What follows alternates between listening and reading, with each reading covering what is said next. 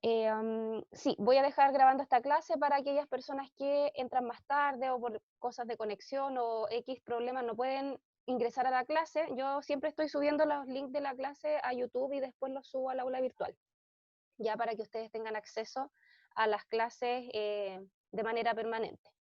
Lo primero que vamos a hacer antes de, yo siempre hago unas mini encuestas para saber cómo está el ánimo, sobre todo considerando que vi el foro de ustedes, lo estuve mirando durante la semana, em, y bueno, hay, por no decir casi todos, ¿cierto? Tienen una primera formación antes de esta, ¿ya? En esta sección tenemos a gente de auditoría, pedagogía en educación técnica profesional y también en ingeniería comercial, ¿ya? Esa es la variedad que existe en el grupo, hasta el minuto. La verdad es que no sé si respondieron todos ese foro de presentación, pero la mayoría quienes lo hicieron y fueron indicando la carrera, y muchos de ustedes tienen una carrera ya previa o tienen una formación previa.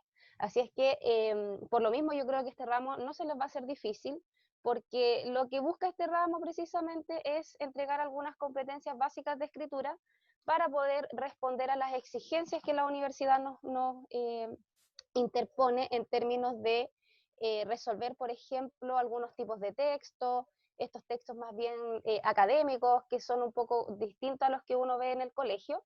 Entonces, como ustedes ya, la gran mayoría pasó por algún tipo de estudio en algún instituto, ¿verdad? Eso a lo mejor se puede ir puliendo, ¿verdad? Todos esos conocimientos que adquirieron en ese entonces. Sin embargo, para poder empezar, voy a iniciar una votación que se va a proyectar, que tiene que ver con cómo yo me siento para iniciar este semestre. Me siento súper motivado, me siento bien, pero cansado todavía, como que las vacaciones no fueron suficientes, no me siento con mucho ánimo, que es muy válido considerando el contexto de pandemia en el que nos encontramos, y también puede existir, ¿verdad?, una sensación de pensar que a lo mejor me va a costar terminar bien el semestre. Eso es válido también. Me gusta saber con cómo, ¿cierto?, vamos asumiendo el semestre. Aquí no hay respuestas correctas, por supuesto. Aquí es solamente para hacerme un paneo, porque yo soy una convencida de que las emociones pueden ser un trampolín o pueden ser una barrera para el aprendizaje, sobre todo considerando que este ramo se hace un día sábado en la mañana. No es un horario fácil. Van 9 respuestas, todavía nos faltan algunos compañeros, 2 en realidad, que contesten la votación. Mm, Falta uno ya y quedamos con el 100%. Bien, ahí está entonces. Un 64% declara que se siente bien pero cansado. El 18%, hay dos 18% restantes que se sienten súper motivados y otros no con mucho ánimo. La verdad es que ustedes se preguntarán por qué hago yo este tipo de encuestas, por lo que les acabo de decir.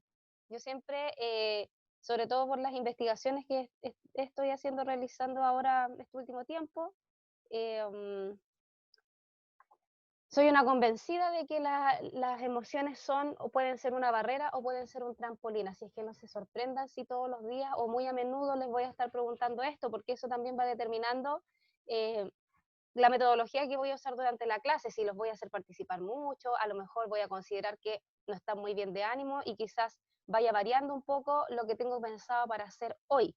La verdad es que hoy día vienen hartas cosas porque, como les dije, nosotros nos perdimos una semana. Ustedes partieron las clases en la mayoría de los ramos y este ramo quedó atrás porque el día sábado pasado fue feriado, ¿cierto? Entonces, esos feriados se respetan y tuvimos que aplazar el inicio de este ramo. Voy a partir mostrándoles este documento que ya está en el aula virtual, ya este es el programa del curso, y la verdad es que voy a irme a lo neurálgico, a lo que a ustedes siempre les importa analizar o conocer, ¿cierto? Que tiene que ver con las evaluaciones, los porcentajes y las fechas, ¿ya? Nos vamos a ir entonces no sé si se ve bien lo que estoy proyectando, no sé si se ve bien el programa, si me pueden confirmar, por favor, por el chat o por audio. Se ve bien, profesora. Muchas gracias. Entonces, vamos acá, ahí está parpadeando el chat, lo voy a dejar abierto, perfecto. Entonces, la primera prueba, si se fijan, aquí hay como rangos de fechas, ¿ya? Yo tengo un estilo o he aprendido a desarrollar un estilo bajo este contexto súper flexible, ¿ya? Entendiendo que, por ejemplo, si yo dejo estipulada la prueba para el 11 de septiembre, ustedes saben que el 11 de septiembre siempre es una fecha complicada, no porque estemos en confinamiento puede dejar de serlo, no sabemos. Entonces, o bien puede ocurrir, por ejemplo, que justo el día que la profe liberó la prueba, el internet de Movistar se cayó todo el día y no funcionó, o BTR, que ha estado con tanto problema. Entonces, considerando todos esos factores contextuales, cuando yo tomo pruebas, yo libero la prueba como por 3 días, ¿ya? Siempre es un rango de fecha. Por ejemplo, la primera prueba va a tener su apertura el día 11 de septiembre y va a estar abierta hasta el 13 de septiembre, horario límite 23:59, hasta esa hora, ¿ya? Después de las 23:59 la plataforma se cierra. Siempre ocupo el horario límite, nunca pongo horarios más temprano porque también entiendo que el aula virtual ha estado como súper inestable, entonces son muchos los factores. Yo prefiero trabajar con rangos de fechas.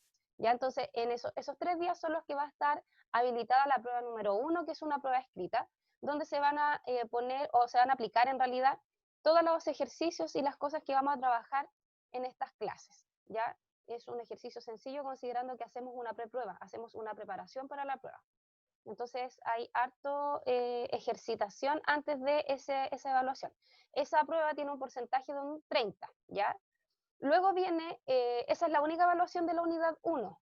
Luego viene la unidad número 2 que tiene que ver con normas de producción académica. Yo no sé cuántos de ustedes escuchó alguna vez la palabra APA. Entonces nosotros vemos este conjunto de normas que tienen que ver con las citaciones, ¿cierto? Cómo se hace la bibliografía, cómo se incorpora una cita dentro de mi texto, todo eso está normado. Existen muchas normas, pero nosotros trabajamos con APA, ¿ya? Esa prueba es una prueba solamente de conocimiento técnico, de hecho se resuelve por aula virtual, se marcan alternativas, no es solamente de memoria, sino que también hay aplicación de ejercicios y esa prueba tiene una validez de un 20. La gracia de esa prueba es que ustedes se enteran del resultado de manera inmediata, ¿ya? Ustedes hacen la prueba y el sistema les arroja la nota. Yo lo único que tengo que hacer después, el día 17, cuando ya hayan rendido todos la prueba, es descargar el Excel con todas las notas. Esta prueba, como es muy técnica, ¿cierto? Y estamos bajo una modalidad que no es la mejor para enseñar y aprender, nosotros hemos decidido esta prueba darle 2 intentos, entonces ustedes la pueden hacer 2 veces. Por ejemplo, si la primera vez no les fue muy bien, pueden hacerla una segunda vez, ¿ya? Cada intento tiene una duración de 90 minutos, ¿ya? Tienen 1 hora y media para poder resolverla. Y la parte positiva es que al igual que en la unidad número 1, esta prueba también tiene una preparación previa, ¿ya? Tenemos un par de clases y luego tenemos una preprueba que en el caso de la prueba número 2 es una guía donde salen algunos ejercicios tipo que es como muy en el estilo de pregunta como aparecen en la prueba. Aparece también un cuestionario de 2 lecturas que tienen que realizar y que también van a ser evaluadas en la prueba, ¿ya? Entonces, hacemos la preprueba, la revisamos en conjunto en clases y luego entonces yo libero la prueba el día 13 de octubre, hasta el 17 va a estar abierta esa evaluación. Luego nos vamos a la unidad número 3 y en la unidad número 3 ya tenemos más evaluaciones porque digamos que este es el plato fuerte de la unidad, ¿ya? Las 2 unidades anteriores son como el aperitivo, ¿cierto? La entrada y luego tenemos el plato fuerte que es la producción escrita de un ensayo académico, ¿ya? A lo mejor muchos de ustedes ya se han enfrentado a este tipo de texto, por eso les digo, quizás, y ahí ustedes me pueden comentar por el chat, quizás hay una experiencia de escritura un poco más avanzada en relación a compañeros que, por ejemplo, salieron recién del colegio o no han pasado por este proceso de formación previa. Acá nosotros lo que hacemos es preparar, entregar las herramientas para la construcción, la escritura de ensayos académicos disciplinarios, ¿ya? Son ensayos técnicos, son ensayos que no son como los que uno aprende a hacer en el colegio, que tienen como una cuestión más literaria. La verdad es que acá no. Este tipo de ensayo es más científico, ¿ya? Por eso que se ven normas de producción académica y recursos de argumentación y de explicación en la primera unidad. Entonces, en esta unidad se aplican precisamente las 2 unidades anteriores y se empieza a construir la evaluación final integrativa que es el ensayo. La primera evaluación que tenemos es la planificación del ensayo, que esta evaluación es súper sencilla, es corta, a eso me refiero con sencilla. Es llenar una tabla con algunos elementos para poder preparar la escritura del ensayo, ¿ya? Y eso tiene una validez de un 20%. Cuando se entrega, va a estar habilitada la entrega del 26 al 30 de octubre. Ustedes dentro de esos 3 días me pueden mandar, pueden subir en realidad, porque esto se habilita en tarea en el aula virtual, ustedes la suben al aula. Y luego tenemos la evaluación integrativa, que es la evaluación final. Ustedes saben que la integrativa es como, se supone que es como la evaluación que precisamente tiene la función de abordar los aprendizajes más importantes del semestre. Y para nosotros la integrativa va a ser la escritura del ensayo, ¿ya? Porque de hecho esa es la función que cumple esta evaluación, integrar todos los conocimientos, los aprendizajes aplicados en el semestre. Y usualmente, y aquí quiero detenerme en esta explicación de esta evaluación, porque si ustedes se fijan hay 2 fechas, ¿ya? La integrativa siempre vale un 30% en todas las asignaturas, en todos los ramos, pero en este caso, usualmente, y digo bajo los efectos de normalidad, cuando nosotros estábamos en clases presenciales, la integrativa se dividía en dos partes, ¿ya? Por una parte estaba el ensayo escrito y por otro lado estaba la defensa de ese ensayo escrito a través de una presentación oral súper breve, que era en el fondo explicar a grandes rasgos lo que yo trabajé en mi ensayo. Nosotros hemos dejado esta evaluación porque nadie sabe qué va a pasar durante el semestre. Nosotros no sabemos si la universidad, a propósito de todas estas medidas de desconfinamiento y de querer volver forzosamente a la normalidad, si la universidad en algún minuto va a adoptar alguna modalidad presencial o semipresencial. Eso nosotros no lo sabemos. La única instrucción que tenemos es que nosotros vamos a partir el semestre de manera virtual. No obstante, no tenemos ninguna información sobre cómo este semestre va a terminar. Por lo mismo, nosotros nos hemos adelantado un poco y hemos dejado las fechas de ambas evaluaciones, es decir, el 5 de diciembre para la entrega del ensayo escrito y el 12 de diciembre para las presentaciones orales, que son súper breves, cortas. Siempre y cuando volvamos a la normalidad. Si no volvemos a la normalidad presencial, solamente se entrega el ensayo escrito el 5 de diciembre y muy probablemente voy a habilitar más de un día para esa entrega, ¿ya? Porque eso me permitiría un poco de movilidad en el calendario. ¿Por qué nosotros terminamos con las fechas tan apretadas? Porque no va a ser el primer feriado ni primera suspensión de clase que vamos a tener en el semestre. Tenemos a lo menos 3, ¿ya? Tenemos la semana de septiembre, que la universidad ya anunció las vacaciones. Tenemos una semana de gracia en noviembre, que la universidad decidió suspender en esa semana. Me parece que es la semana del 20-24 por ahí. Y la universidad decide suspender esa semana las actividades de clases virtual, muy probablemente porque nos van a llamar a reuniones de facultad, como lo hicieron el semestre pasado, y así también ustedes se empiezan a preparar para las integrativas. Yo creo que esa es la lógica de esa suspensión. Entonces va a haber, por lo menos en 2 oportunidades más, ya no nos vamos a ver por situaciones de suspensión de clase, ¿ya? Eso me obligó a apretar mucho el calendario, no solamente de las evaluaciones, sino también de las clases, ¿ya? Por lo mismo, voy a dejar de compartir esto ya está en el aula por si quieren acceder a este material. Este es el programa de la actividad curricular. Y lo que voy a compartir ahora entonces va a ser lo que deberíamos haber visto la primera semana, ¿ya? Y como bien les dije, como estamos bien apretados de tiempo, vamos a ver lo neurálgico.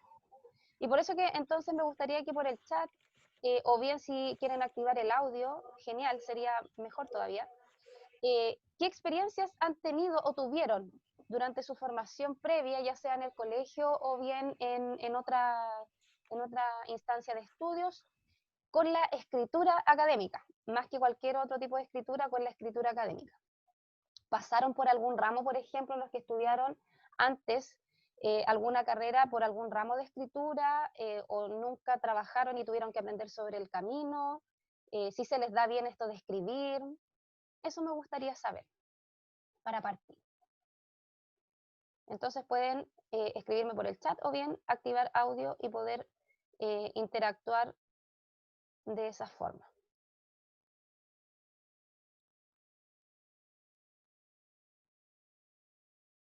Yo sé que el horario es fome, que están tímidos, pero... ¿Será? Ya, ahí dice, Juan Pablo Méndez me dice, sí, redacción periodística. Bien, los textos periodísticos también tienen una estructura, ¿verdad? Requieren un vocabulario. Bueno, pero ahí adelantaste harto, ¿ah?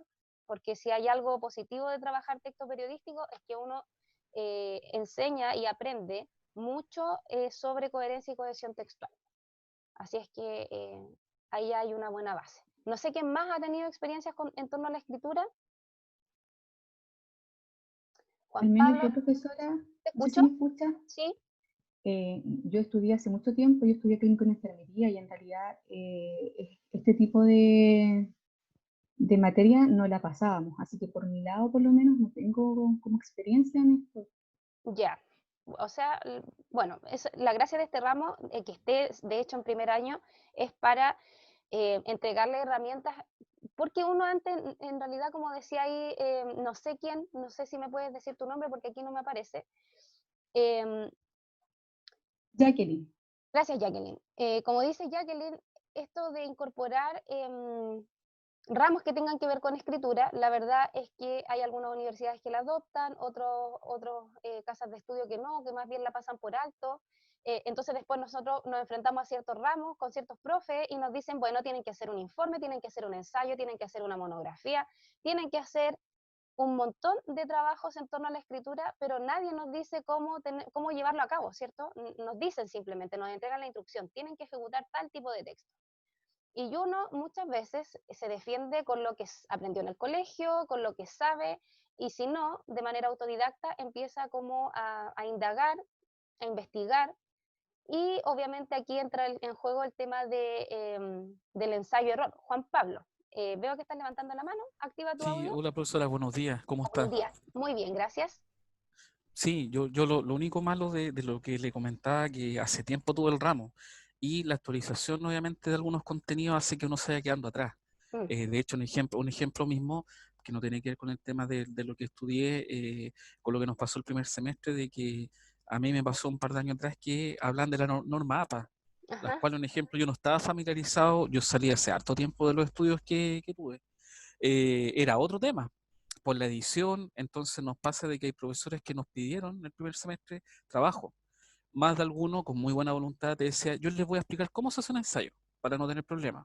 Otros simplemente te lanzaban la rúbrica con todo y tú decías a defenderse como usted bien decía, como uno puede. Entonces, claro, hay ciertas dificultades que se presentan por la estructura o simplemente por convencer al profesor de lo que uno debería hacer. justamente. Entonces, con la actualización, un ejemplo de, por decir, norma APA, que fue en un trabajo, tuvimos que hacerlo, y dijo, bueno, ustedes sabrán.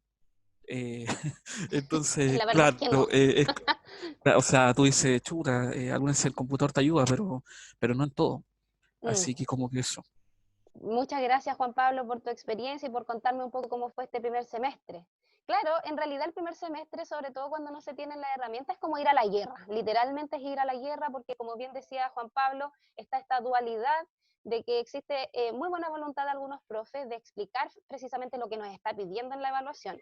Y hay otros que simplemente dan por hecho que uno sabe las cosas, cuando en realidad, la verdad, y aquí vamos a apelar un poco el colegio a lo mejor, no es así. Entonces, como yo siempre uno trata de partir con estas preguntas en torno a las dificultades, cuáles fueron las barreras, cuáles fueron los principales problemas que experimentaron, yo centrándome ahora en el primer semestre de la universidad, lo que hay que tener claro es que la escritura, como dice Juan Pablo, es un saber en desarrollo, ¿ya? No porque yo, por ejemplo, haya aprendido a aplicar la norma APA hace 10 años atrás, significa que hoy día voy a tener ese conocimiento intacto. De hecho, la norma APA cambió el año pasado. Todos tuvimos que reaprender la norma APA, interactuar en torno a los cambios, ¿ya? La séptima edición lo que hace es incorporar algunos elementos que hoy día son propios de nuestro lenguaje cotidiano, como por ejemplo incorporar algunos elementos tecnológicos que antes no consideraba la norma, por ejemplo, cómo citar un podcast que están como muy de moda, cómo citar las redes sociales, cómo citar, por ejemplo, un tweet. Eso antes no estaba en la norma de la sexta edición y esta norma, la de la séptima, toma esos elementos y los incorpora, porque en la medida en que va evolucionando nuestra forma de expresarnos de manera escrita y oral, también las normas tienen que ir adaptándose a todos esos cambios. Entonces, la verdad es que la séptima edición de APA es nueva para todos. ¿Ya? Ahora los cambios tampoco son tan drásticos, sino que más que cambios incorporaron muchas cosas. Entonces, y aquí esto es algo básico, yo creo que todos lo sabemos, ¿verdad? La importancia que tiene la lectura para poder desarrollar habilidades de escritura. La verdad es que siempre se dice que los buenos lectores tienen o desarrollan mucho más fácilmente herramientas y habilidades en torno a la escritura. ¿Ya? ¿Por qué? Porque la lectura fomenta el desarrollo de la imaginación y la creatividad, aumenta el vocabulario, ¿cierto? Nos abre las puertas a la información, mejora la concentración. O sea, hay unos efectos a nivel cognitivo súper importantes. Entonces, siempre los buenos lectores son buenos escritores. ¿Y qué pasa en la universidad? Que en la universidad tenemos que leer harto. De hecho, aquí hay una tabla que da como miedo, esta que estoy proyectando y que no sé si ustedes ven, que tiene que ver con una muestra súper general sobre algunas prácticas discursivas. ¿Y por qué yo les preguntaba qué tipo de texto o si tenían experiencias con la escritura? Porque dependiendo de la disciplina que uno estudia, uno va desarrollando ciertas habilidades en torno a algunos tipos de textos. Yo no salgo de la universidad sabiendo redactar de todo, ¿cierto? Por ejemplo, yo que estudié pedagogía no tengo idea cómo se redacta una ley, no tengo por qué saberlo tampoco porque no es parte de mi disciplina. Sin embargo, lo que sí tengo que tener claro es que dependiendo de la disciplina yo voy a desarrollar o voy a aprender a desarrollar algunos tipos de textos. ¿Cuáles son los que nos interesan sobre todo para las carreras que pertenecen a esta sección? Yo las tengo anotaditas aquí al lado, por eso miro. Eh, por ejemplo, tenemos que aprender a hacer informes, tenemos que aprender a hacer artículos, ¿cierto? Monografías, ensayos, porque son parte del desarrollo de escritura que tienen estas carreras, ¿ya? Sobre todo las ligadas a pedagogía, ya aquellos que están estudiando pedagogía en educación técnica profesional, hay muchos ramos de educación que precisamente desarrollan ideas a través de este tipo de textos. Entonces, tengo que entender que cada tipo de texto tiene sus propias características y tiene sus propias necesidades. O sea, yo no voy a aplicar los mismos recursos en la escritura de, por ejemplo, una sentencia a escribir, por ejemplo, un eslogan publicitario. No son los mismos recursos y por lo tanto, entonces tengo que poner en juego un montón de herramientas dependiendo del tipo de texto. Entonces, acá dice abajo, durante la formación universitaria nos enfocaremos en los ámbitos científicos y académicos, ¿ya? Aquí está nuestro foco y en lo académico. Miremos con calma esos tipos de textos, ¿para qué escribirlos? ¿Por qué creen ustedes que es necesario escribir un ensayo, por ejemplo? ¿Por qué será necesario aprender ese tipo de texto? ¿Por qué, por ejemplo, es necesario escribir un informe o una memoria? Hoy día no le llamamos memoria, hoy día le llamamos ya tesis, ¿cierto? Eh, o investigación de grado. ¿Por qué será importante desarrollar ese tipo de texto? ¿Creen ustedes? Ahí me pueden ir comentando por el chat. Y por eso que yo les decía que íbamos a medio pelar el colegio, porque hay muchas cosas que verdaderamente se deberían aprender en la escuela, ¿ya? Sin embargo, nosotros llegamos a la universidad sabiendo que hay muchas cosas que no se aprenden en la escuela. Y esto no es un secreto para ningún profesor, ¿ya? Todos los profesores sabemos que, sobre todo en el primer año, existe un desnivel súper importante, visible en las primeras evaluaciones, y que nos obligó en cierta medida a generar este ramo que es como una muletita que nos va a ayudar a poder enfrentar de mejor manera el primer año académico en torno a la escritura. Entonces aquí vamos a ver algunas diferencias sustanciales entre lo que aprendimos en torno a la escritura en la educación media y lo que se espera finalmente en la universidad.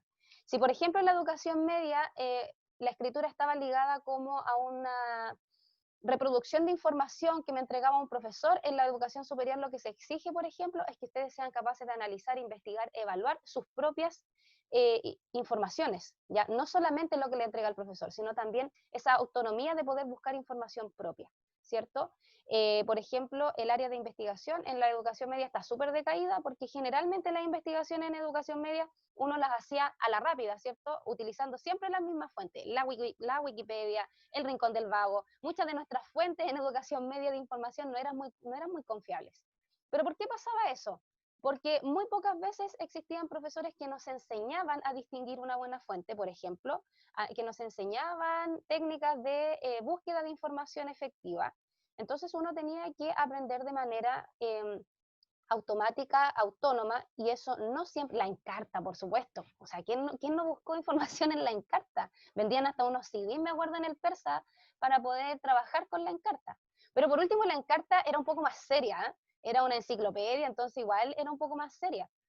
Pero cuando empezaron a aparecer estas primeras páginas de internet entregando información, como que uno no cuestionaba si esa información era real o no, ¿ya? Y eso pasaba porque existía poca formación en torno a cómo generar los procesos de escritura. Entonces un profesor nos decía, ya, tienen que hacer un cuento. El cuento tiene las siguientes partes.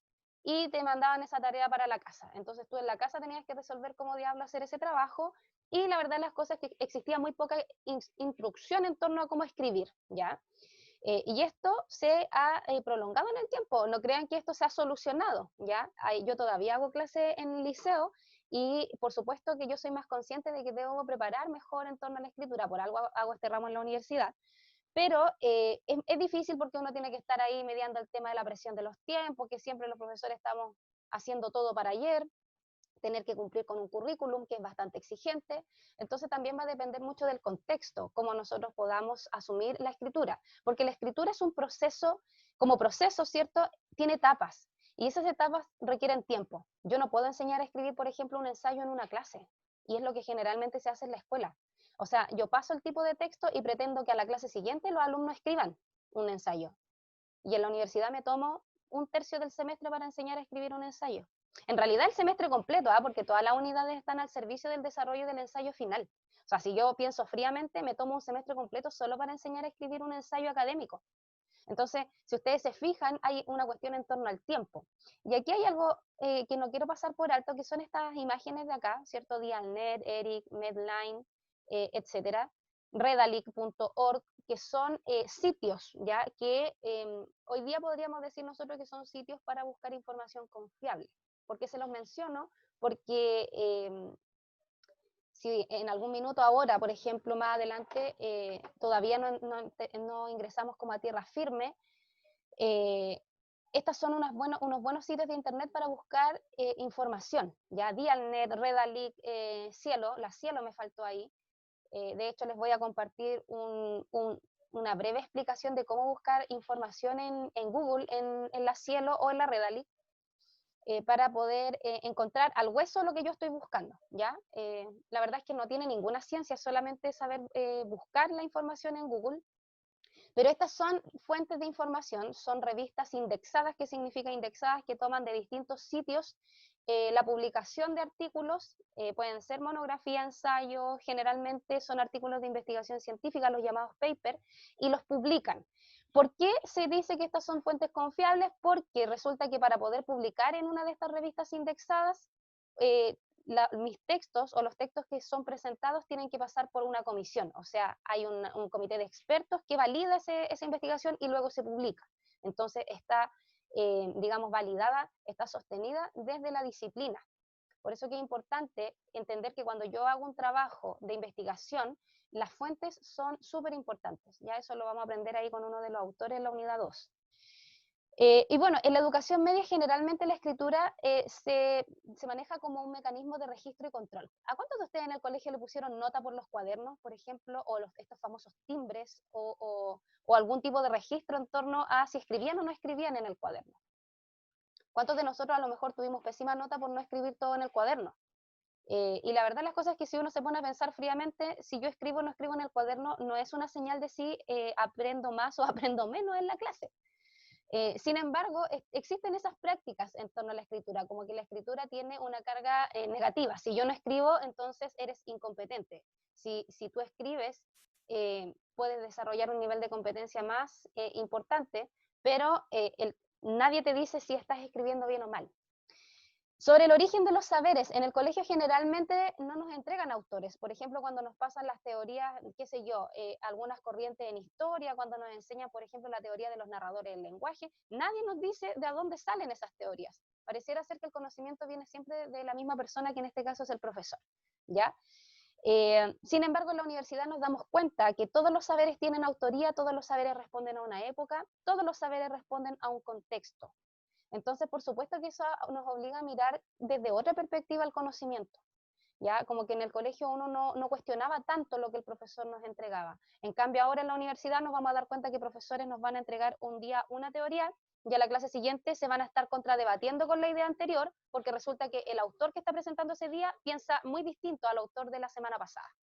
Entonces nos vamos a dar cuenta que existen múltiples perspectivas sobre un fenómeno. Eso nos obliga de todas maneras a ver los fenómenos, los conflictos, con una apertura diferente, ¿ya? Y eso por supuesto que impulsa, por eso que en la universidad se impulsa mucho el tema de la argumentación, porque en el fondo te obliga también a tomar partido por una de estas perspectivas. Y en ese sentido, entonces, en el colegio siempre se nos presenta el conocimiento de manera atemporal y anónima, ¿ya? Exceptuando en matemática, cuando uno ve los teoremas, que uno sabe que tienen autor porque los teoremas tienen el nombre del autor. El teorema de Pitágoras, ¿cierto? El teorema de Tales. ¿Por qué uno sabe el nombre de los autores? Porque los teoremas llevan el nombre del autor. Pero si no llevaran el nombre del autor, muy probablemente no sabríamos de dónde viene ese conocimiento. Y aquí está una cita bien importante, de hecho para la próxima clase tienen que leer este texto de Wasserman, ya está en el aula virtual ya dispuesto. Me parece que la carpeta se llama recursos o materiales, algo así. Y ahí en el aula virtual entonces aparece un texto de Wasserman súper amigable, y lo que hace Wasserman es reflexionar en torno a la escritura académica. Y aquí nosotros vamos a destacar una idea en particular de ese texto. Y dice lo siguiente: tus ideas, conocimiento, análisis y pensamiento crítico son fundamentales, pero deben construirse sobre la base del conocimiento acumulado por tu futuro campo profesional, con los modos de pensar, argumentar y presentar evidencia que les son propios. O sea, cuando uno empieza a desarrollar la escritura y en realidad el pensamiento profesional, y aquí vamos a hablar, ¿cierto?, sobre nuestro perfil profesional, ese perfil profesional se va a ir perfeccionando en el tiempo. ¿Por qué existe tanto, por ejemplo, frustración el primer año académico? Porque muchos de nuestros profesores, por ejemplo, utilizan mucho lenguaje técnico, o dan por sabido, o ellos dan por sentado que nosotros tenemos conocimiento previo, que no existe. Entonces, a veces nos sentimos un poco como en corral ajeno, ¿verdad? Como que sentimos que o no estamos aprendiendo bien, o como que vemos la montaña demasiado inclinada, como que uno piensa, chuta, ¿me la podré o no me la podré? Porque en el fondo existen ciertos conocimientos, ciertos vocabularios, ciertos tecnicismos que son propios de mi disciplina. Pero el hecho de yo estar en primer año de universidad y no entender todavía muy bien la lógica de mi carrera, no me hace tonto, no me hace, por ejemplo, diferente a mis compañeros, no me hace una persona que no pueda adaptarse a ese entorno, sino que uno debe entender que uno es como novato, ¿cierto? Es neófito en la incorporación de la academia. Entonces tú en el tiempo, durante los 4 o 5 años que dure tu carrera, te vas a ir nutriendo de este conocimiento y vas a empezar a tener una base que te va a permitir a futuro, por ejemplo, desde el tercer, cuarto año de tu carrera, vas a poder impulsar ese conocimiento y generar ideas nuevas. Ese es el objetivo de manejar la argumentación, por ejemplo, que es la base para poder generar conocimiento nuevo. O sea, si yo no soy capaz de construir una opinión, ¿cómo voy a poder generar conocimiento nuevo? Eso es algo que nosotros reforzamos harto en este ramo. Bueno, ya vimos en torno a la importancia de la lectura, y aquí vamos a hacer una afirmación, ¿ya? Leer para aprender, escribir para aprender. Si ustedes se fijan, parece como una especie de triada. El aprendizaje está mediado por la escritura y la lectura. La lectura y la escritura se entienden como un proceso o como un género híbrido, como que uno no sabe en cierta medida de qué manera desarrollar la escritura sin la lectura, o viceversa, desarrollar la lectura sin la escritura, porque son como términos hermanos, son habilidades que son hermanas, ya son como siamesas. Uno desarrolla la lectura e inmediatamente vas a estar desarrollando habilidades en torno a la escritura. Cuando tú te pones a escribir, inmediatamente estás potenciando también habilidades en torno a la lectura.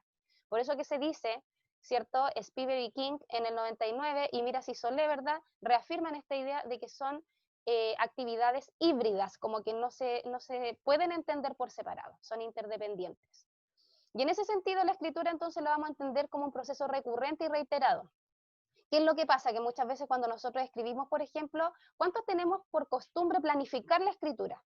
Planificarla no significa hacer un borrador, significa, por ejemplo, decir, bueno, mi profesor me pidió un informe sobre el aprendizaje significativo, por ejemplo. Bueno, entonces yo lo primero que voy a hacer es, voy a explicar en la introducción quién diablo inventó el concepto, de dónde salió, cuál era la corriente que existía antes de que existiera este concepto de aprendizaje significativo, o sea, voy a contextualizar. Y empiezo a hacer como una especie de lista o de checklist de cosas que yo debería tomar en cuenta en mi proceso de escritura. ¿Cuántos tienen esa costumbre de hacer eso antes de un trabajo? Antes de ponerse o sentarse a escribir un texto. Ahí me pueden comentar por el chat, yo voy a estar mirándolo porque me interesa saber cuántos tienen esa práctica incorporada ya en el ejercicio de escritura. ¿Cuántos de nosotros tenemos la costumbre de releer, una vez que terminamos de escribir un trabajo, de releer por lo menos unas 2 o 3 veces aquel producto? O mandamos el trabajo así nomás como quedó, o con suerte lo leemos una sola vez. Eso es algo importante de cuestionarse, porque son parte de los procesos de escritura que vamos a aprender hoy día. Y en este sentido, bueno, Wasserman nos dice que la disciplina es súper importante para entender también por qué desarrollamos ciertas habilidades en torno a la escritura. Yo les dije que nosotros no vamos a salir competentes en todos los ámbitos de la escritura, vamos a salir competentes para los tipos de texto que nuestra disciplina nos requiere, ¿cierto? Requiere que nosotros desarrollemos. Entonces Wasserman explica que la disciplina, lo explica con una metáfora, dice, la disciplina es algo así como una especie de lente mágica, es como si yo, por ejemplo, tomara mis lentes y yo digo, bueno, estos son los lentes de la pedagogía, y ese lente mágico me va a hacer ver los fenómenos sociales, por ejemplo, de una manera determinada, de una manera distinta a como yo lo vería, por ejemplo, con unos lentes de la área de la sociología, o con los lentes del área de la psicología. Entonces, la realidad, ¿verdad? Es lo que dice Wasserman, la realidad del fenómeno que yo observo va a estar obviamente supeditado a cómo mi disciplina ve ese fenómeno. Por eso que dice que, ¿cierto? Son lentes mágicas que te dejan ver detalles que nunca habías notado, ya, desde que empezaste a estudiar tú vas a ver los fenómenos de tu disciplina desde una manera que antes no habías notado, vas a empezar a comprender por qué estos son importantes y cómo se ajustan a ideas más complejas. En el fondo, lo que Wasserman dice es que de pronto es como inútil discutir un poco fenómenos, por ejemplo, el fenómeno de educación con un abogado, porque uno siempre se queja, los profesores siempre nos quejamos con el Ministerio de Educación, porque el Ministerio de Educación siempre pone ahí en puestos de liderazgo a personas que no tienen que ver con educación. Y aquí Wasserman entrega una cuestión súper importante. Una persona que no pertenece a la disciplina jamás va a poder ver el fenómeno como lo ve una persona que sí pertenece a esa disciplina. Por eso que es importante que, por ejemplo, el ministro de Educación sea un profesor o sea una persona ligada a educación. Porque si no tiene esa lente mágica que dice Wasserman, nunca va a entender el fenómeno como lo vemos nosotros los profesores, los educadores o las personas que estamos relacionadas en educación. No sé si con ese ejemplo queda más clara la metáfora de Wasserman. Bueno, Víctor aquí nos dice, yo me acostumbré a releer el semestre pasado. Es una práctica muy necesaria, lo vamos a ver hoy día, es muy necesaria la relectura. Bueno, ahí está el desafío de lectura, yo les dejo esa tarea, la próxima clase vamos a conversar un poco sobre Wasserman y aquellas ideas que le entrega, ¿ya?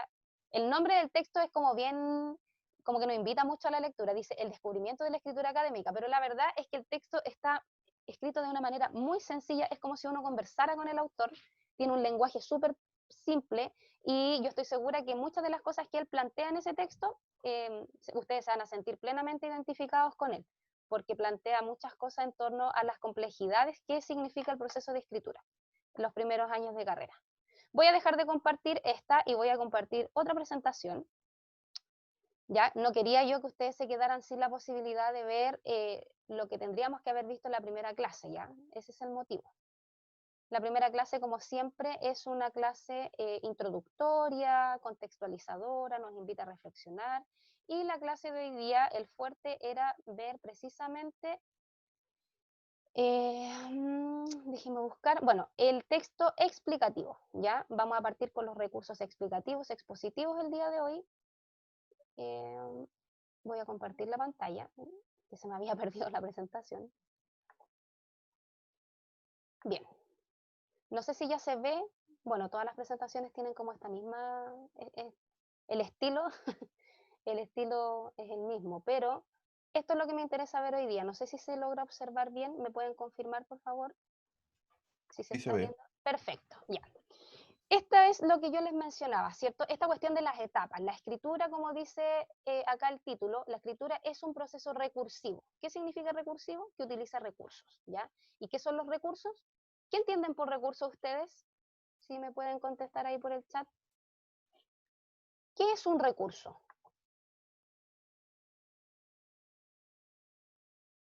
¿Cómo lo podríamos definir? ¿Qué será un recurso? ¿O para qué sirve un recurso?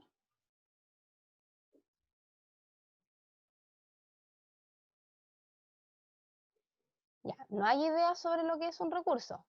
Pero bueno, Los recursos van a ser herramientas, ¿cierto? Son herramientas, elementos que me permiten desarrollar ciertas cosas, ¿ya? Por ejemplo, eh, eso, muy bien, gracias. Y para allá iba Scarlett. Precisamente nos ayuda a satisfacer una necesidad. El Pablo dice, es un medio que ayuda a un fin, ¿verdad? Me ayuda a conseguir un objetivo. Juan Pablo Méndez me dice, son medios para planear una idea. Efectivamente, todas esas ideas son correctas, ¿ya? Los recursos vienen a satisfacer una necesidad. Cuando yo hablo de recursos de escritura, lo que estoy diciendo entonces es que en torno a la escritura surgen ciertas necesidades. ¿Cuáles son las necesidades? Primero, por ejemplo, el planteamiento de ideas que vayan o que dialoguen con lo que me están pidiendo, por ejemplo, en un ramo X. Que el tipo de texto que me estén pidiendo yo lo sepa manejar, ¿cierto? Que las palabras técnicas yo las sepa incorporar bien. Que mi investigación o el proceso de investigación que yo haga responda efectivamente a las necesidades del trabajo que me están solicitando. Entonces, para eso yo tengo que poner a disposición un conjunto de recursos, ¿ya? Ese conjunto de recursos en torno a la escritura se van a repartir, digamos, en 3 etapas continuas y una etapa que es transversal. ¿Ya? Las 3 etapas continuas son la planificación, yo ya les había dicho, ¿cierto? La planificación, todo texto debe ser planificado y aquel texto que no se planifica va a tener errores. Yo no estoy diciendo que cuando uno planifica no va a tener errores el texto, ¿ya? Pero el margen de error va a ser mucho menos, ¿ya? Lo que ustedes van a tener que corregir va a ser mucho menos. Entonces, primero se planifica. ¿Y qué se hace en la planificación? ¿O en qué consiste este proceso? ¿Cierto? Consiste en las ideas mentales que yo voy generando cuando ya me dispongo a trabajar en torno a la escritura. Que es típico cuando ustedes se sientan, por ejemplo, y dicen, ya, entonces, ¿sobre qué tengo que hacer el trabajo? Ya. ¿Qué voy a hacer ahora? A ver cómo parto. Y empiezan entonces ustedes a dialogar consigo mismos y empiezan a generarse un montón de ideas, ¿cierto? A nivel mental. Y esas ideas a nivel mental, ¿verdad? Yo las puedo ir traduciendo a un esquema, a una lista, a una tabla, y esas ideas después entonces yo las voy a esbozar en el proceso de textualización, que es cuando yo esas ideas mentales las transformo finalmente en lenguaje escrito, ¿ya? En un lenguaje visible y comprensible para mi lector, adoptando, por ejemplo, el tipo de texto que me están pidiendo, si es una noticia, si es un ensayo, si es un informe, si es un artículo de investigación científica, etcétera. Y por último, ¿cierto? De las etapas continuas está la revisión, que es la examinación de la redacción del texto, evaluar si efectivamente lo que yo hice en mi texto responde a lo planificado, si no me fui por las ramas, por ejemplo, en alguna parte. Eso es súper importante, por eso que en la etapa de planificación es bien decidora. Saben que está pasando la basura por mi casa, así que si sienten ruido es por eso. Y por último, viene la etapa de monitoreo, que en realidad la etapa de monitoreo es transversal. Nosotros todo el tiempo estamos controlando y regulando cómo estoy planificando, cómo estoy escribiendo y cómo estoy revisando. Nos hacemos bien conscientes del proceso cuando nos acostumbramos a trabajar con este método. Ahora, ¿qué pasa con este método? Que este método requiere tiempo. Si yo estoy haciendo mi trabajo, no sé, unos 2 días antes, a lo mejor voy a alcanzar a hacer todo esto, pero ¿qué pasa si yo hago el trabajo la noche anterior a la entrega? O si estoy el mismo día de la entrega haciendo el trabajo, ¿alcanzaré a hacer todo este proceso? Entonces, por ahí va el cuestionamiento, ¿ya? En torno a la escritura. La escritura es un proceso recursivo que requiere tiempo, no es fácil. Por eso que cuando ustedes, por ejemplo, hacen un trabajo y reciban a lo mejor una calificación que es baja y se frustran, tienen que pensar cuántas veces o cuántas de esas calificaciones respondieron a este proceso. Entonces no se sientan mal si en algún minuto ustedes hicieron un trabajo al que ustedes sienten que le pusieron mucho esfuerzo, pero si no siguieron a lo mejor esta forma, este método, muy probablemente se deba a eso el hecho de haber a lo mejor tenido más problemáticas en torno a la escritura, porque quizás no estaba incorporado este método. Cuando yo planifico, lo que tengo que hacer, obviamente, ¿cierto?, es generar ideas, primeros borradores mentales. Ya aquí hablamos siempre de borradores mentales. Un borrador mental no significa que no pueda ser escrito, significa que es la organización de las ideas y la información que yo quiero poner a disposición en el texto. Entonces, por ejemplo, yo me puedo armar un esquema, los que son más visuales pueden armar un mapa conceptual, pueden armar una tabla. Nosotros en este ramo lo que usamos en la etapa de planificación es una tabla. Creemos que es una muy buena forma de organizar información. Utilizar tabla, utilizar esquemas, mapas mentales, mapas conceptuales, utilizar a lo mejor este sistema de checklist, de ir mencionando las ideas claves dentro del texto. Vamos entonces a organizar también la estructura, qué voy a poner en la introducción, qué voy a poner en el desarrollo, con qué idea voy a cerrar, ¿verdad? Y esta parte, aquí me quiero detener porque pucha que es importante la generación de objetivos, ¿ya? El objetivo es una brújula que me permite mantener el camino dentro de la escritura. Por ejemplo, ¿por qué de repente uno dice ya este trabajo se fue por la rama o aquí me están puro chamullando? Porque uno se da cuenta que hay ideas que no pertenecen, digamos, a la línea del texto, se escapan al texto. ¿Cómo yo puedo evitar salirme o irme por las ramas cuando estoy escribiendo? Precisamente planteando objetivos. Si mi objetivo dentro de mi trabajo es analizar, por ejemplo, el fenómeno de la educación a distancia durante la pandemia, analizar implica, por eso que es súper importante conocer lo que significan los objetivos o el verbo que yo utilizo en un objetivo.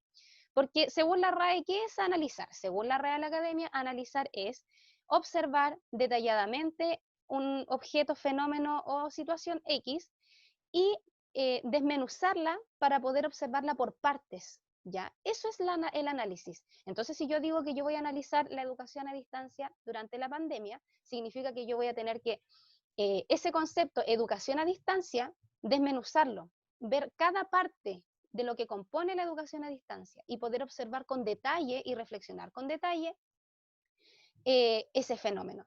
Puedo, por ejemplo, partir hablando sobre los recursos, ya, los recursos de conectividad y tecnología, las habilidades de los profesores para enseñar desde la virtualidad, las comodidades de los estudiantes que en la casa, ¿cierto? Y de los profesores también, digámoslo. No todos tenemos un espacio cómodo para poder hacer las clases.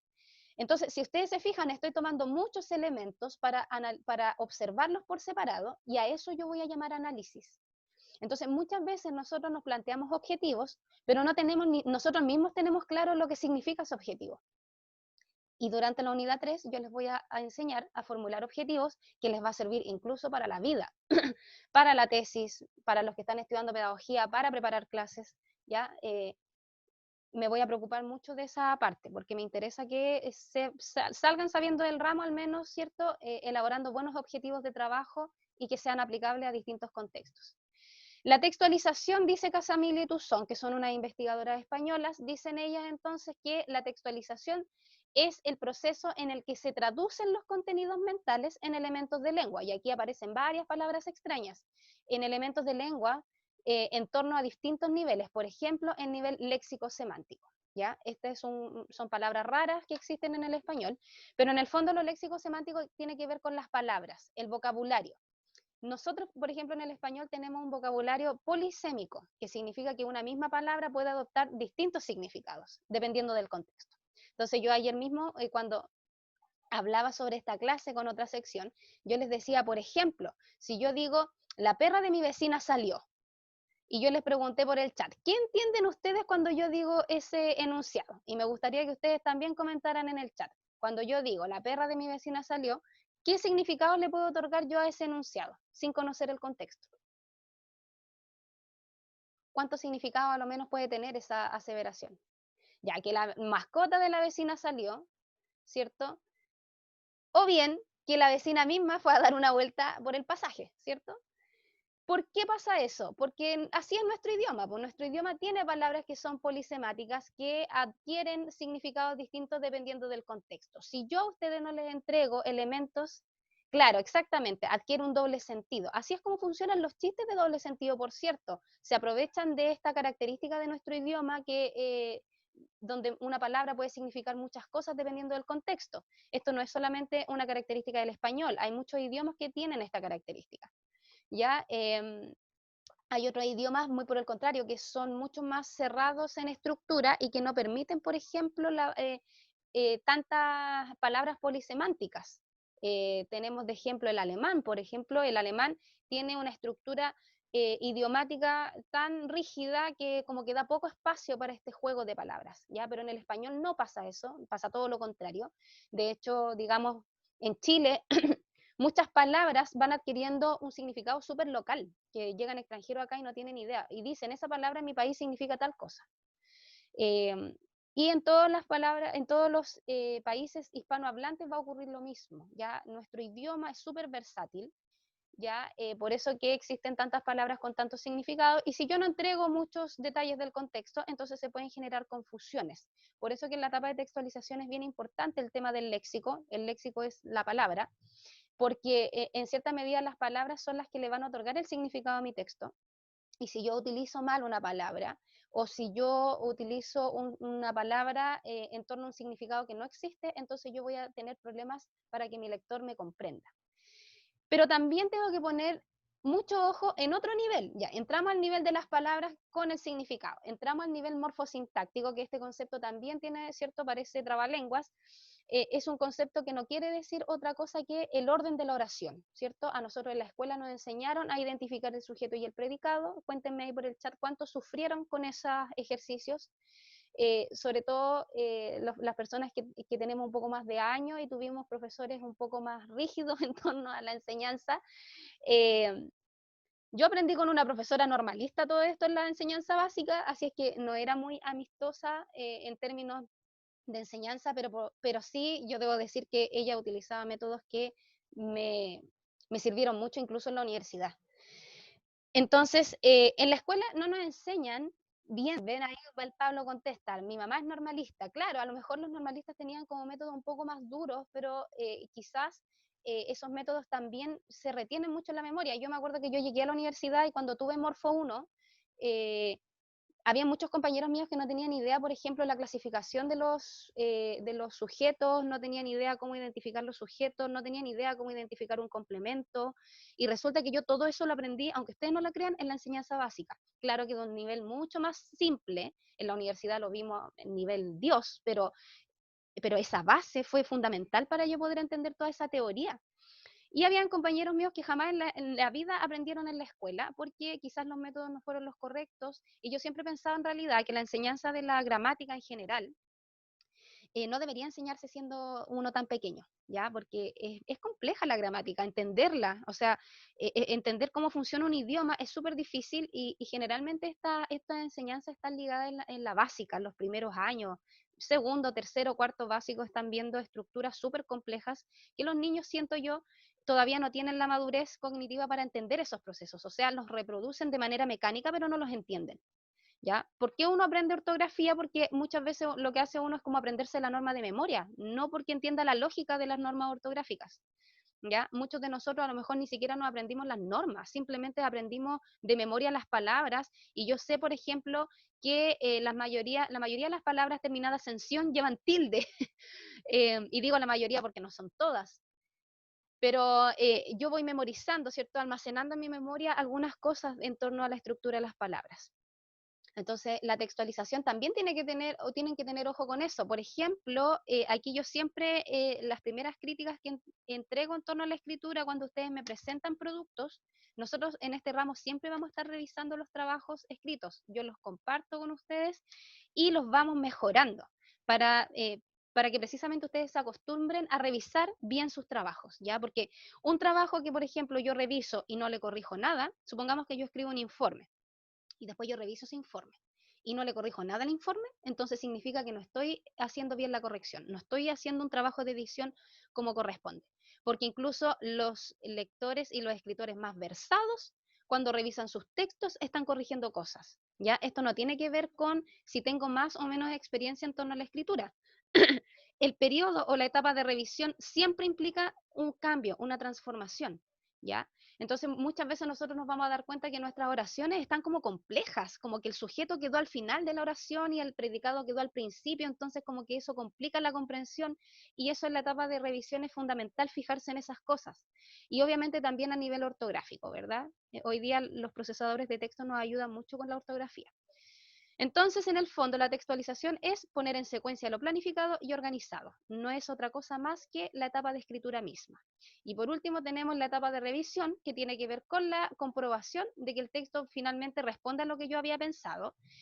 Toda etapa de revisión, como yo les decía, debe modificar aspectos del texto escrito, ya sea a nivel de palabras, ya sea a nivel de idea. Incluso puede ser que yo después de la lectura diga, oh, se me acaba de ocurrir otra idea que yo creo que va a quedar súper bien dentro de mi texto, entonces yo incorporo otra idea. A veces las planificaciones, de hecho, van a contemplar un conjunto de ideas que no necesariamente van a ser las mismas que se van a reproducir en el texto. De hecho, nos pasa a menudo que queremos agregar o queremos quitar ideas, cuando nos damos cuenta que esas ideas no son ningún aporte dentro de mi trabajo.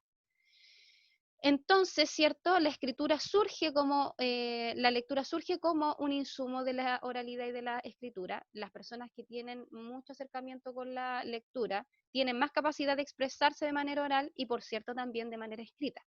Entonces dice acá, esto es una idea de Arcíniegas y López en el 2017 en una investigación que hicieron. La escritura depende de un buen manejo de la lectura, ¿ya? Esto no es que se lo estén cuestionando, lo están afirmando. Toda escritura depende de un buen manejo de la lectura, que se constituye, por cierto, en un elemento fundamental para la construcción de contenidos temáticos que vayan más allá de los conocimientos previos.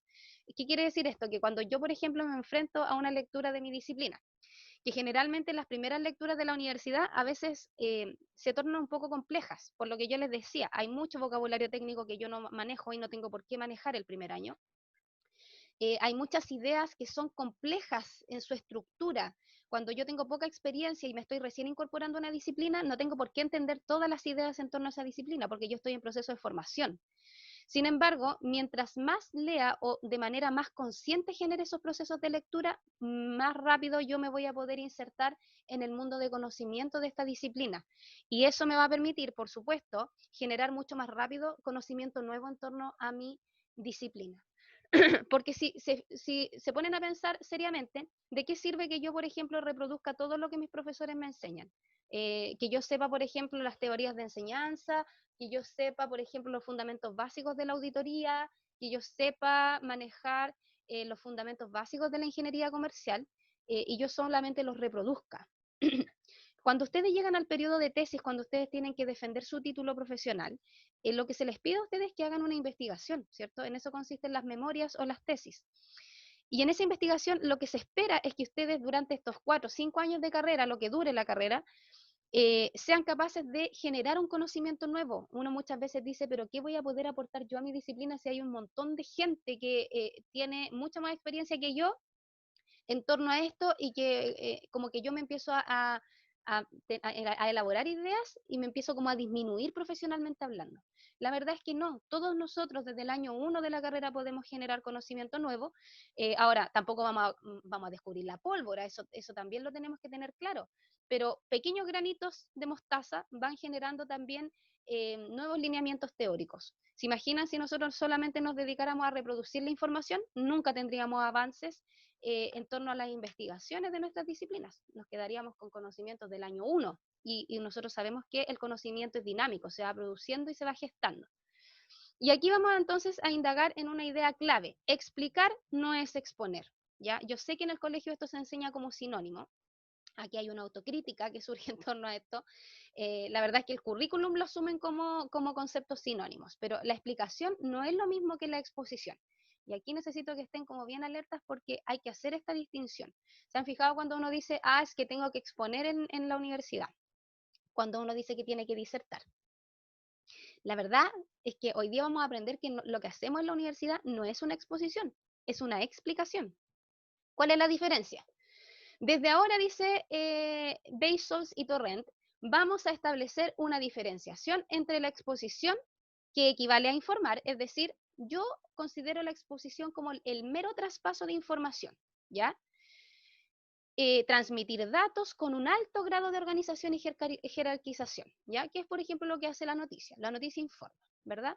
Organiza la información de lo más relevante a lo menos relevante, ¿cierto? Eso se llama modelo de pirámide invertida. Si hay el compañero que trabaja en prensa, sabrá muy bien de lo que estoy hablando. Entonces, yo puedo entregar una información, ¿verdad? Organizada y jerarquizada dependiendo de el origen de esta información, el tipo de texto que yo estoy entregando, pero exponer es solamente informar, ¿ya? Transmitir conocimiento. ¿Cuándo yo hablo de explicación? Cuando además de informar, es decir, por eso que dice acá Bezos y Torrent, que la explicación tiene una base expositiva e informativa, cuando yo además de informar, corroboro ya que esa información fue comprendida. Por eso que ellos afirman que la finalidad última de la explicación es demostrativa. Cuando yo demuestro que esa información que yo estoy entregando fue comprendida, asimilada por mis receptores. ¿Se entiende la diferencia? Si no se entiende, entonces voy a explicar con un ejemplo.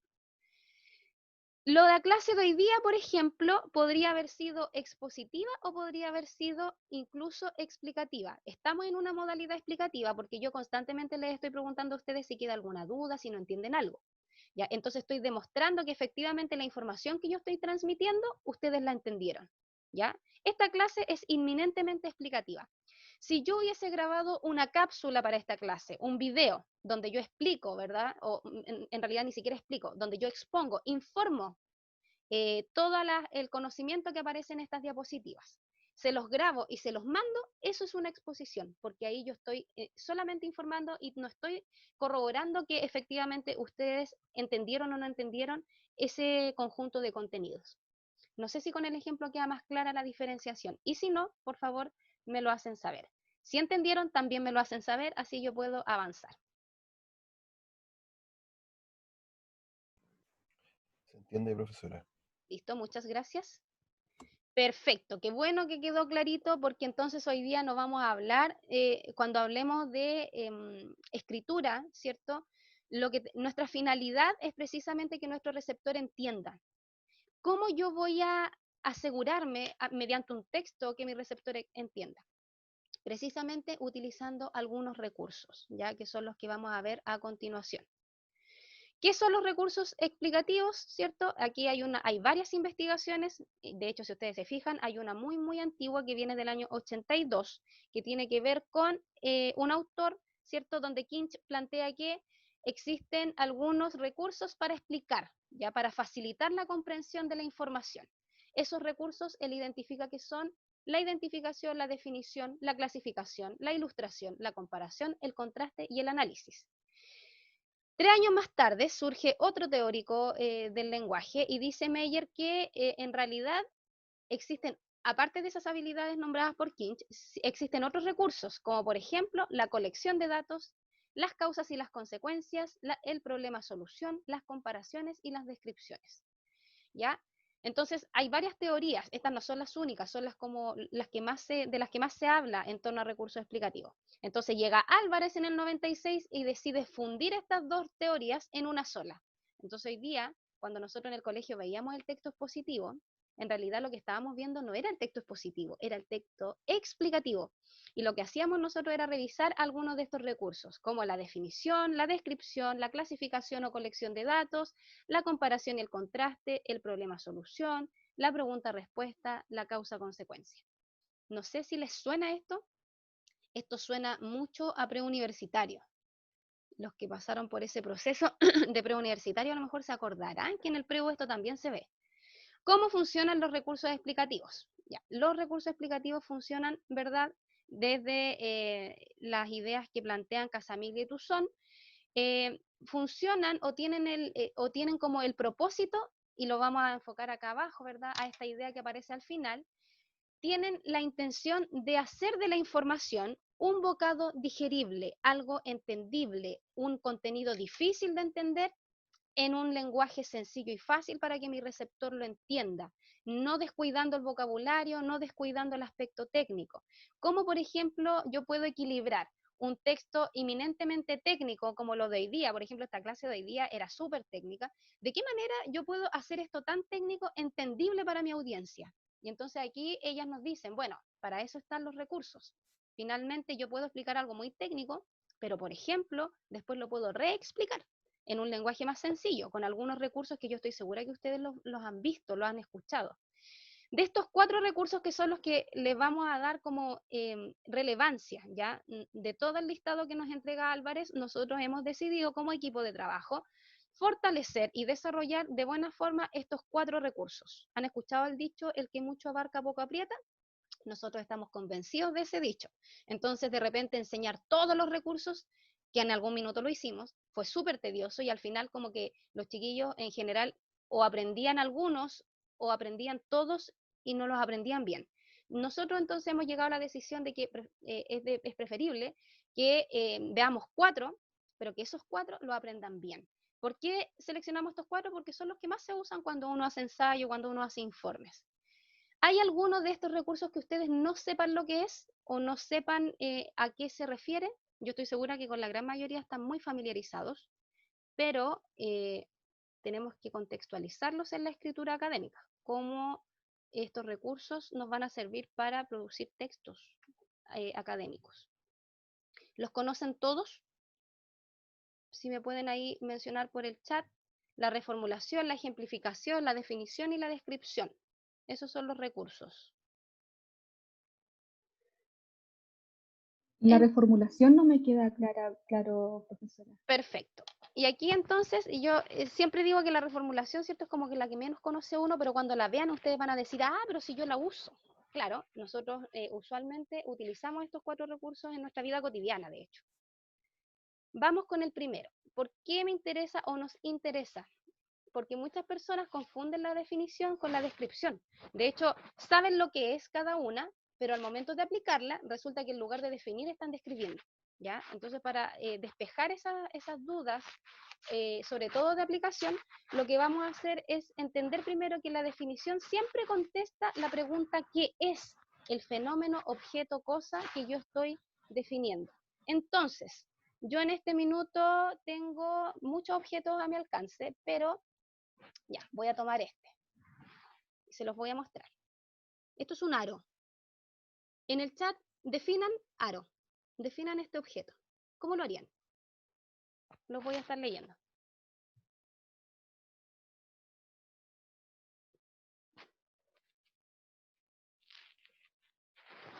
Vamos definiendo el objeto.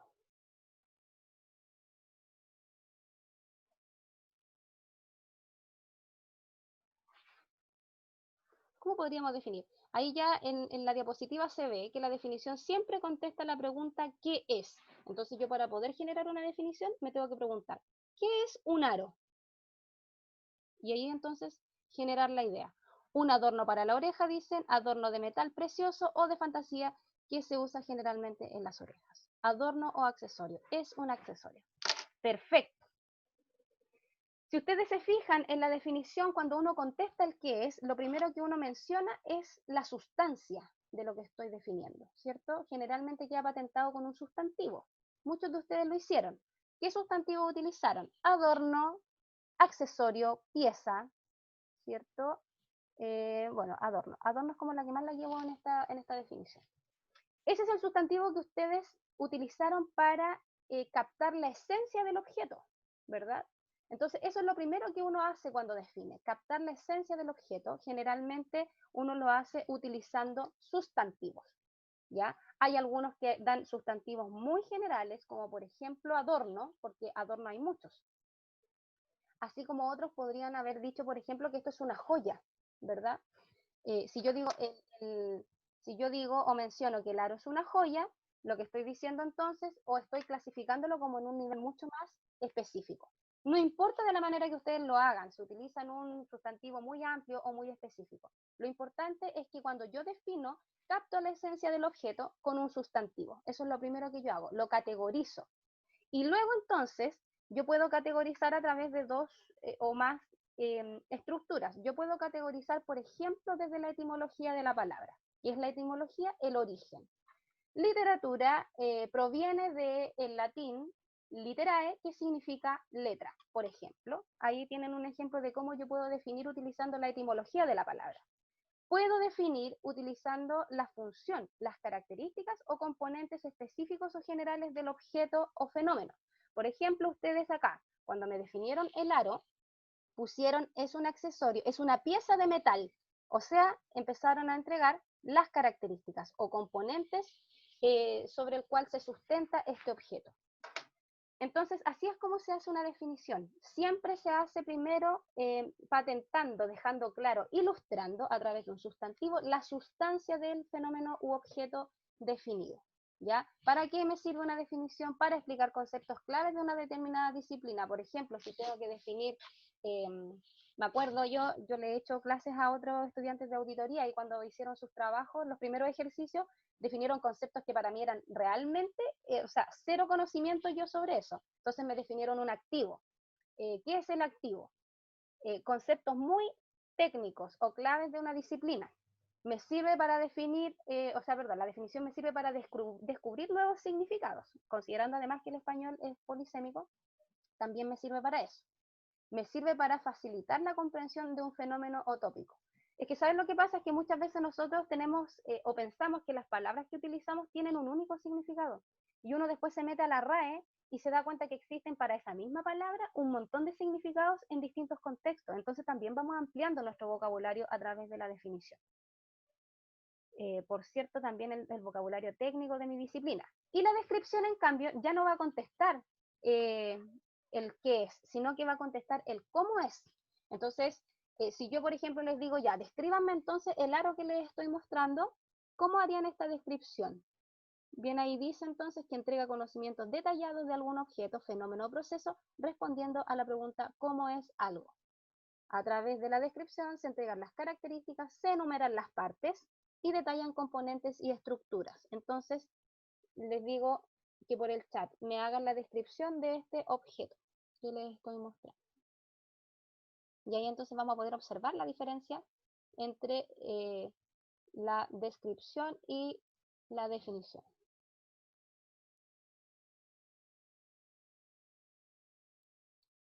¿Cómo podríamos describir el objeto? Oye, se me está cansando la mano. Vayan describiendo el objeto para que avancemos a la siguiente. Bueno, aquí llegó un mensaje. El aro es redondo, posee un colgante con... en realidad es una flora, yo sé que dificulta mucho. Ahí está. Ahí está. Es una flor, ¿verdad? Tiene esta... Ahí está la estructura. Pero bueno, sí, es de acero quirúrgico, qué sé yo. Es material circular, ligero, bastante ligero de hecho. Muy bien, entonces si ustedes se fijan, ahí la diferencia es sustancial. Nosotros ya no estamos captando la esencia, la sustancia del objeto, sino que estamos lisa y llanamente indicando, enumerando sus partes o características constituyentes. La ejemplificación, este es un recurso que nosotros utilizamos a diario en nuestra vida cotidiana. De hecho, tiene un conector clave que es el, por ejemplo, conector o marcador discursivo, y consiste precisamente en contextualizar a través de casos específicos y que me van a permitir entonces ilustrar de mejor manera la comprensión de un concepto o idea determinada. La ejemplificación y tiene como estos propósitos.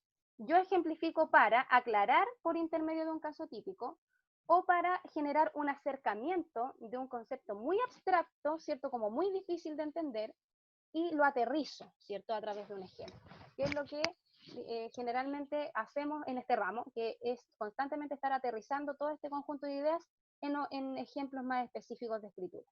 Entonces, el ejemplo, y aquí me quiero detener un poco, la ejemplificación es súper parecida a la reformulación, ¿ya? Siguen como la misma lógica porque sirven prácticamente para lo mismo. Y digo prácticamente porque la reformulación también se puede ocupar con otro fin, no solamente con el fin aclaratorio.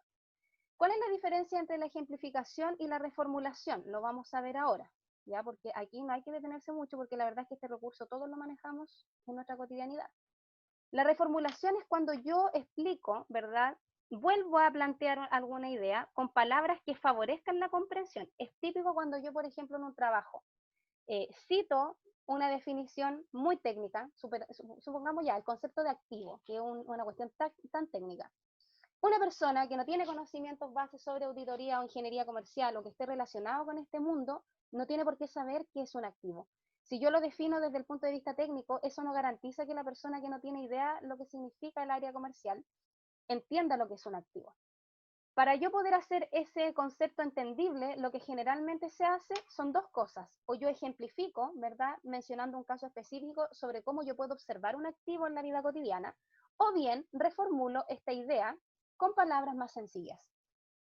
¿Ya? Esa es la reformulación. Por eso que el conector clave aparece acá arriba, el marcador discursivo clave es en otras palabras.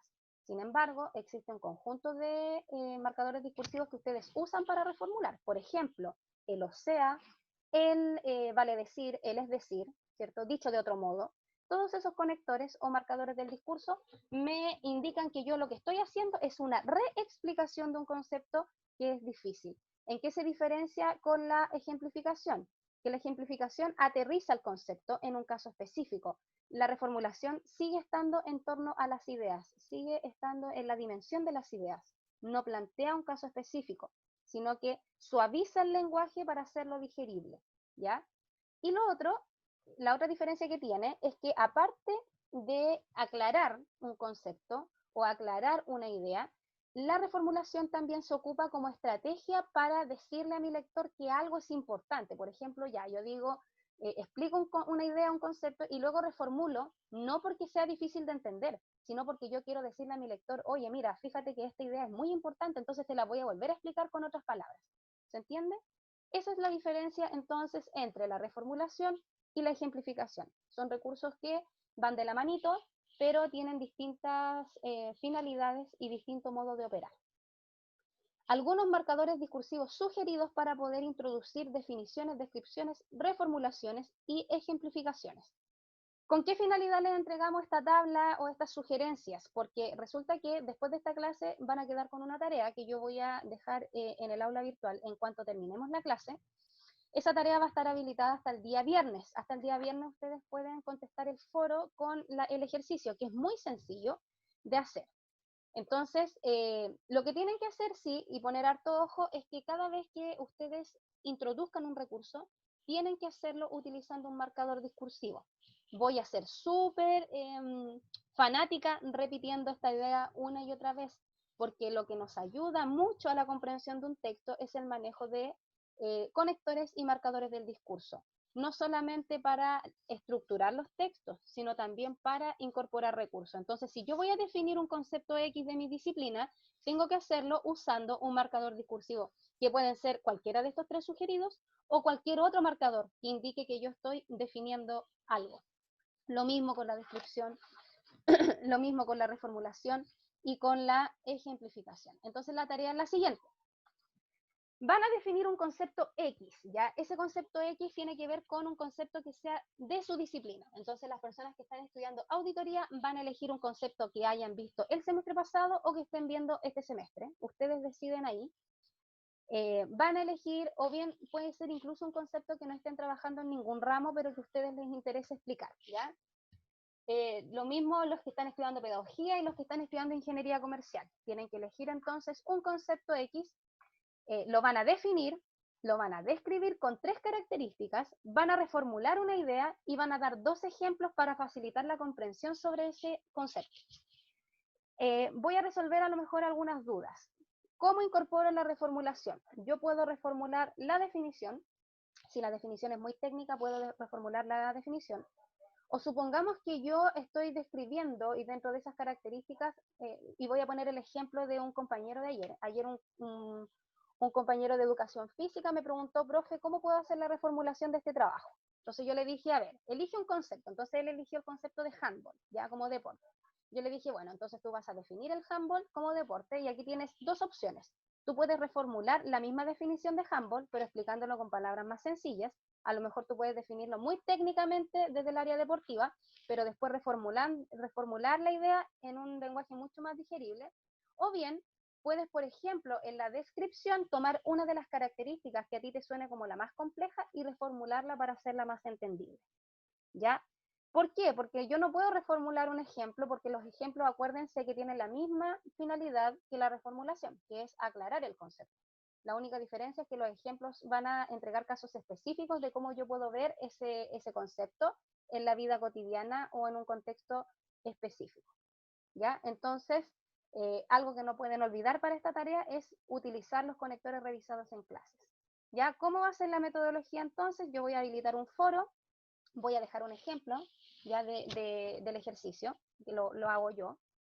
Les dejo un ejemplo para que miren más o menos cómo es que se lleva a cabo el ejercicio. Ustedes lo publican en el foro. Yo el día viernes a eso de las 6 de la tarde voy a revisar la tarea. Voy a tomar algunos ejemplos y los voy a utilizar como material de retroalimentación para la clase que viene, ya que la clase que viene es argumentación. A propósito, como ustedes son de carreras distintas, ustedes no tienen como contacto entre sí, ¿cierto? Los de pedagogía tendrán contacto con sus compañeros, los de auditoría y de ingeniería comercial tendrán contacto con sus compañeros. Yo les sugiero que hagan un grupo para este ramo, porque es típico que, sobre todo cuando empezamos a ejecutar la unidad número 3, surgen muchas dudas. Entonces, ¿qué hice yo el año pasado? Le sugerí a los grupos que hicieran, sobre todo estos grupos que tienen muchas carreras involucradas, hicieran un grupo de curso y que el administrador me diera su número, entonces así yo podía compartir información con ellos y ellos también me podían transmitir dudas a mí por WhatsApp. Yo no sé quién puede tomar la iniciativa de hacer un grupo y mandar el enlace por el chat para que cada uno se vaya incorporando a ese grupo. Si alguien tiene esa buena voluntad de generar ese grupo, sería ideal. No para mí, en realidad yo puedo mandar todo por correo, puedo subir todo al aula, si en realidad el beneficio es para ustedes. Va a ser mucho más fácil la comunicación mediante un grupo. Yo te sugiero que no, Noemí, que no utilices un concepto de tu otra especialidad, porque la gracia es que tú te vayas empapando de lo que estás estudiando ahora. Entonces yo te sugiero que sea un concepto de pedagogía, ¿ya? No sé qué ramos tuviste el primer semestre, si me puedes mencionar, a lo mejor yo te podría guiar. Porque los ramos del primer semestre igual son como bien generales. Aunque no conozco a cabalidad la malla de pedagogía en educación técnica. Pero me imagino yo que deben ser como ramos bien introductorios a la teoría de la enseñanza, de la educación, teoría de la educación, puede ser. De hecho, podrías partir incluso con ese concepto, el concepto de educación, ya que es un concepto que se puede trabajar para este ejercicio. Bueno, entonces la creación del grupo se los dejo como inquietud ya porque en honor al tiempo, si alguien lo puede hacer, entonces la próxima clase lo compartimos el enlace por el chat del grupo y ustedes se pueden ir incorporando. Yo se lo sugiero porque de verdad que la Scarlett lo va a hacer, ¿ya? Entonces, Scarlett, tú creas el grupo y la próxima clase compartes el enlace por el chat para que la gente se vaya incorporando, ¿ya? Y así podemos tener también una comunicación más fluida. En el aula virtual voy a dejar además este fin de semana la grabación de la clase en anuncios del profesor. Desde ahora en adelante, todos los enlaces para poder acceder a las clases, ¿cierto? Esta cuestión de los datos de Zoom, los voy a dejar ahí, en esa pestaña. Ya no voy a mandar más correos porque a veces en la plataforma de la universidad, la zona académica es súper inestable y tengo que estar mandando los correos muy tarde. Entonces, lo que voy a hacer es empezar a dejar todos los datos en anuncios del profesor. Los enlaces de las clases grabadas van a quedar en anuncios del profesor. Y hoy día les voy a dejar además una clase que yo les grabé a la gente de las secciones del semestre pasado sobre argumentación, porque muchos me manifestaron que no se acordaban de como nociones básicas de argumentación, que no se acordaban o que nunca vieron eso bien en el colegio. Entonces, para adelantarme un poco, porque la próxima clase les aviso va a ser un poquito densa, es harto contenido técnico, entonces yo les sugiero que tomen desayuno, eso es lo primero, porque sin comida el cerebro no funciona. Ojalá coman algo dulce, porque eso es como gasolina para el cerebro, entonces ahí los va a mantener más activos. Y lo otro es que puedan mirar ese video antes de la clase, que es una clase de apresto donde yo explico nociones muy básicas sobre argumentación y que les va a servir como base para poder entender todo lo de la otra clase. ¿Ya? Entonces, todas esas cosas se las voy a dejar en la sección anuncios del profesor en el aula virtual. ¿Hay alguna duda que yo pueda resolver en torno a la tarea o a cualquier otra cosa que yo haya dicho el día de hoy? Profesora, Dígame. una consulta con el tema de la tarea. Tiene que ser un concepto, un ejemplo. Usted ponía el ejemplo de educación, que es el concepto, pero uno podría decir teorías del conocimiento. Sí, por supuesto, Estoy, claro. estoy, estoy suponiendo, así como se me ocurre ahora. Tú puedes ¿Puede ser ocupar, también? sí, puedes ocupar cualquier concepto, ya sea uno muy general de tu disciplina o uno muy específico de tu disciplina. Tú, lo único que tienes que tener cuidado es que ese concepto precisamente te permita generar todo lo que yo te estoy pidiendo. Una definición, una descripción, ejemplificación y reformulación. Porque sobre todo en las áreas, por ejemplo, ligadas a la auditoría y a la ingeniería comercial, lo que les costaba a los chiquillos en este ejercicio era ejemplificar, porque a veces elegían conceptos muy, muy difíciles o muy específicos. Entonces me decían, profe, no sé cómo ejemplificar esto sin dejar de lado lo técnico. Entonces yo les decía, recuerda que el ejemplo siempre tiene que ser clarificador, entonces si el ejemplo no va a clarificar nada, no te va a servir. Traten de elegir un concepto que efectivamente les permita hacer todos estos recursos, ¿ya? Pero sí puede ser uno muy general como educación o puede ser muy específico como teorías del conocimiento, psicología del aprendizaje, O incluso conceptos aún más específicos, algo ligado, por ejemplo, a la misma... a las mismas teorías de aprendizaje, aprendizaje significativo, aprendizaje profundo, planificación, objetivo de aprendizaje. Hay tantas cosas que son más específicas. Ustedes ahí pueden elegir. Yo les sugiero que sean conceptos que ya hayan trabajado el semestre pasado en algún ramo o que estén trabajando ahora en los ramos que están impartiendo este semestre, ¿ya? ¿Hay alguna otra duda aparte de la que acaba de plantear el compañero o estamos? Bueno, aquí la última diapo, esta es la rúbrica con la que vamos a revisar el trabajo, ¿ya? La próxima clase. Y esa es la bibliografía que yo utilicé para la clase de hoy día. Pero ya, si no hay más dudas, entonces, chiquillos, ha sido un agrado. Espero que tengan un buen fin de semana. Tomen sol, la vitamina D. Profe. Sí, te escucho. Profe, ¿era el viernes hasta las 12? El viernes hasta las Del... 6 de la tarde. Ah, hasta las 6, ya. Sí, ustedes pueden hacer el trabajo ahora. Yo, de verdad, me demoro 5 minutos en dejar esto en el aula virtual. Porque más encima el ejemplo ya lo tengo hecho, donde lo publiqué ayer en la otra sección, es llegar y copiar, literalmente. Entonces yo me demoro 5 minutos. Si ustedes quieren lo pueden hacer ahora, lo pueden hacer durante el fin de semana, o si quieren descansar, algo muy legítimo hoy en día, pueden hacerlo durante la semana, pero yo el día viernes reviso la tarea a las 6. ¿Por qué es importante? O sea, ustedes me dirán, profe, pero esto tiene nota. No, esto no tiene nota, pero el solo hecho de ejercitar ya va a ser una preparación para la prueba. Todos los ejercicios que nosotros hagamos son preparaciones para la prueba. Mientras más en práctica pongan estos recursos, mejor preparados llegan para la prueba escrita, porque literalmente la prueba va a ser escribir un texto. Entonces, y se van a fijar que las instrucciones son exactamente las mismas que van a tener a lo largo de todas las clases de explicación, de argumentación. Va a ser la misma instrucción, la instrucción no cambia, sigue siendo la misma. El punto es cómo yo ejecuto esa instrucción. Entonces, la gracia, no importa cuándo lo hagas, ya, no importa si lo hace el lunes, el martes, el miércoles, si lo hace hoy día, el domingo, da lo mismo. Lo importante es hacer el ejercicio. Esto no tiene nota, pero sí me permite mirar cuáles son los errores que están cometiendo. En la medida en que ustedes vayan haciendo los ejercicios, yo voy a poder ver cuáles son las debilidades en torno a la escritura. Entonces, todas las clases yo voy a partir revisando estos trabajos. Voy a elegir algunos más representativos y les voy a explicar, por ejemplo, qué es lo perfectible de este texto, qué se puede mejorar. ¿Ya? Porque aquí no se trata de que ustedes no vean esta corrección como una crucificación, muy por el contrario, tienen que tomarlo como la oportunidad de poder mejorar. Todos los textos que ustedes vayan a producir, yo estoy segura que van a estar escritos, que van a tener fortalezas, ¿ya? Sobre todo porque yo voy a dejar un ejemplo y muchos de ustedes se guían por ese ejemplo para hacer los ejercicios, pero todos los textos son perfectibles, entonces yo les voy a poder decir, mira, para el próximo ejercicio, eviten esto, o hagan esto, incorporen esto, y así también ustedes van a llegar mejor preparados para la prueba, ¿ya? Esa es la idea. Entonces no importa cuándo lo hagas, pero trata de hacerlo. Yo el día viernes a las 6 reviso. ¿Por qué a las 6? Porque a esa hora termino de hacer la clase por la otra sección. Entonces agarro vuelo y me pongo a revisar los trabajos, ¿ya? Ese es el motivo del horario. Y así el día sábado yo ya tengo la película clara de cómo tengo que retroalimentar esta actividad, ¿ya?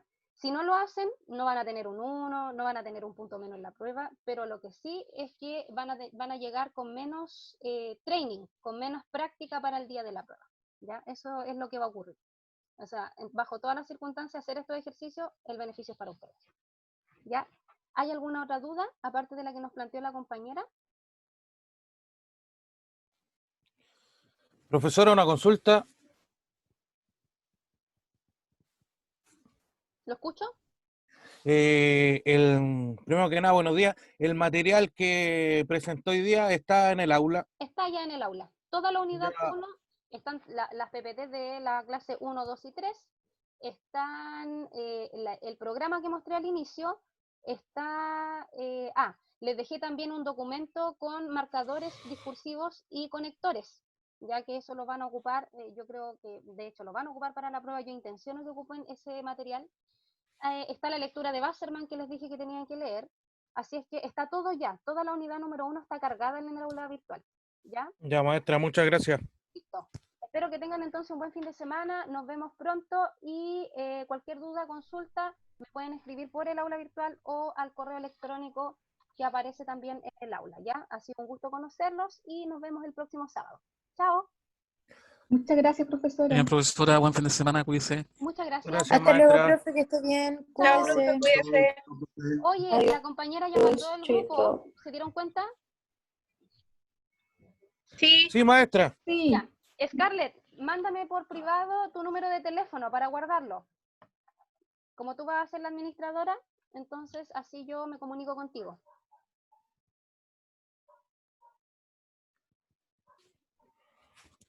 Chao, profesora, muchas gracias. Ahí está. Entonces.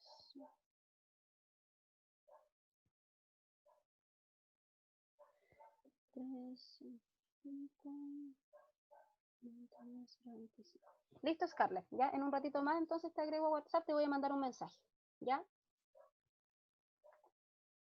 Buen fin de semana para todos. Nos vemos. ya, profesora. Igual.